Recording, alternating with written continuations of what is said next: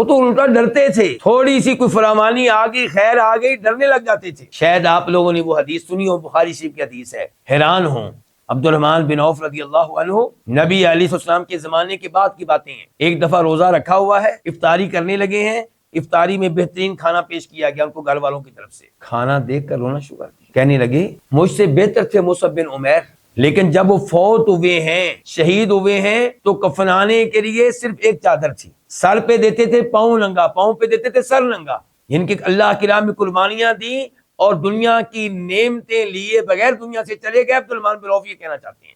कहा और सईदुश शुहदा, अल्लाह के नबी वसल्लम के चचा, वो भी मुझसे बेहतर थे, वो भी शहीद हुए और उनको कफनाने के लिए भी एक चादर थी, उनकी भी यही सूरत हाल थी। कहना चाहते हैं कि ये अजीम लोग दुनिया के मजे चखे बगैर दुनिया से चले गए और हम आज ये मजेदार खाने, मुझे डर लगता है कि कहीं अल्लाह हमें हमारी नेकियों का अजर सवाब दुनिया में देके इधर ही फारग ना कर दे। वो नेमतें देख कर डरते थे और हमें ना मिले तो शिकवे शुरू हो जाते हैं। हम कहते हैं इधर मैंने आज एक नमाज पढ़ी है, उधर अल्लाह ताला क्या करे, आज मेरा जो इम्तिहान होने वाला है ना, वो सारा जो है अल्लाह खुद ही हल कर दे, क्योंकि मैंने आज फजर की नमाज पढ़ी, बहुत बड़ी कुर्बानी दी है जी। अजीबो गरीब दिमाग है हमारा।